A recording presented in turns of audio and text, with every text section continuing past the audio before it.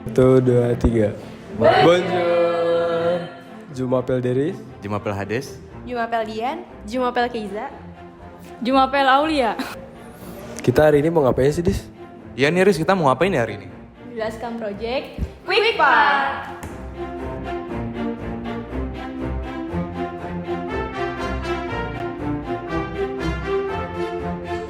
Jadi QuickPark itu adalah aplikasi yang kami kembangkan untuk pendekatan baru sistem parkir di masa depan nih. Nah, misalkan nih di Jakarta kan masih kurang space untuk parkir nih, dan sebagian besar tuh parkir masih menggunakan struk. Nah, jadi itu membuat masyarakat jadi kesulitan untuk parkir.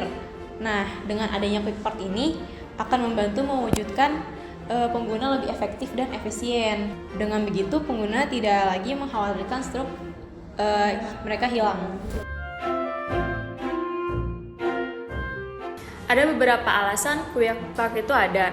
Yang pertama itu terbatasnya ketersediaan informasi real time. Tidak ada satupun informasi yang tersedia untuk mengakses tempat parkir. Itu alasan yang sangat menghambat. Dan yang kedua itu ada keterlambatan penyelesaian masalah di lapangan.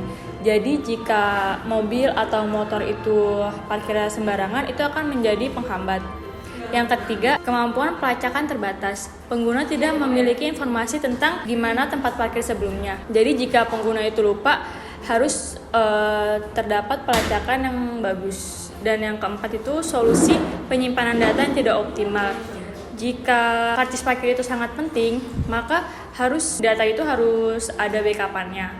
Dan yang kelima itu opsi pembayaran terbatas. Kartu elektronik banyak digunakan sebagai alat pembayaran pilihan di transportasi umum. Jadi kadang tuh kalau misalkan selain kartu, biasanya pakai OVO atau GoPay, di tempat tersebut itu tidak bisa menggunakannya. Jadi sebaiknya itu diadakan yang semua orang bisa menggunakannya. Nah, solusi untuk masalah ini adalah kami mendefinisikan ulang sistem parkir tradisional dengan cara menciptakan aplikasi melalui penggunaan teknologi smartphone. Nah, aplikasi ini membuat penggunanya lebih mudah untuk menyimpan struk yang tadinya berupa kertas menjadi etiket. Pengguna juga bisa meminta orang lain untuk membayarkan tiketnya. Nggak hanya pengguna loh yang bisa memakai fitur aplikasi ini, staff pun juga bisa memakai fitur aplikasi ini. Kayak contohnya itu staff misalnya mau melaporkan kalau kendaraan pengguna itu menghalangi kendaraan orang lain. Atau contoh lainnya itu staff ingin memberitahu pengguna jika mereka secara tidak sengaja meninggalkan kunci mereka di dalam mobil. Nanti itu akan muncul di notifikasi aplikasi mereka sendiri.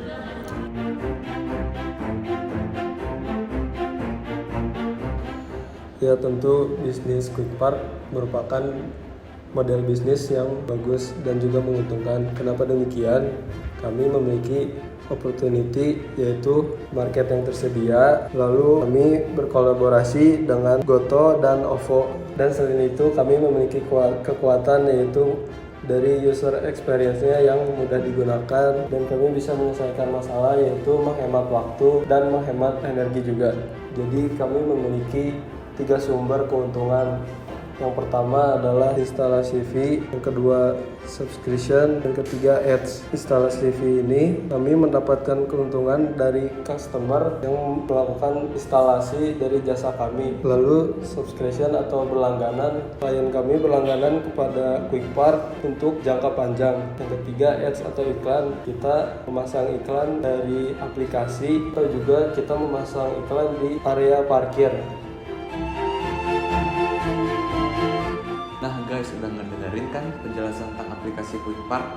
Nah, aplikasi ini itu memiliki prospek yang tinggi nih, karena selain bisa menjadi salah satu sarana untuk mempercepat proses perparkiran, aplikasi ini juga bisa dikembangkan untuk fitur-fitur lainnya seperti akses tol dan juga transportasi umum. Selain itu, apabila aplikasi ini atau bisnis ini memiliki funding yang cukup, maka akan ada beberapa step nih yang bisa kita lakukan ke depannya untuk pengembangan aplikasi ini. Yang pertamanya itu ada in-depth market research, di mana kita itu bakalan untuk nge-research lebih dalam lagi tentang market pasar kita. mengunjungi prospek customer kita seperti universitas dan juga shopping center. Nah guys, yang kedua itu ada formulating UI dan UX.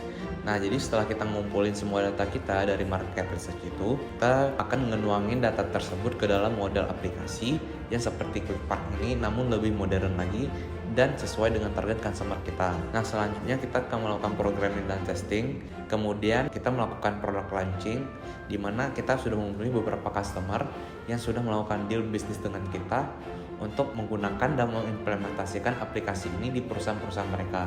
Dan yang tak kalah penting, kita melakukan monitoring. Di monitoring ini kita melakukan pengawasan dan melihat bagaimana perkembangan aplikasi ini.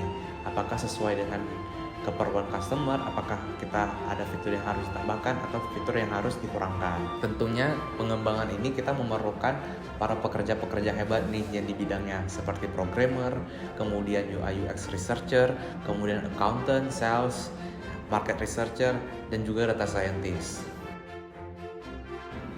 Oke, thank you semua buat yang udah nonton sampai ke akhir. Kalau misalnya kalian tertarik untuk melihat perkembangan bisnis ini, kalian bisa cek di websitenya di link di bawah ini. Oke, thank you.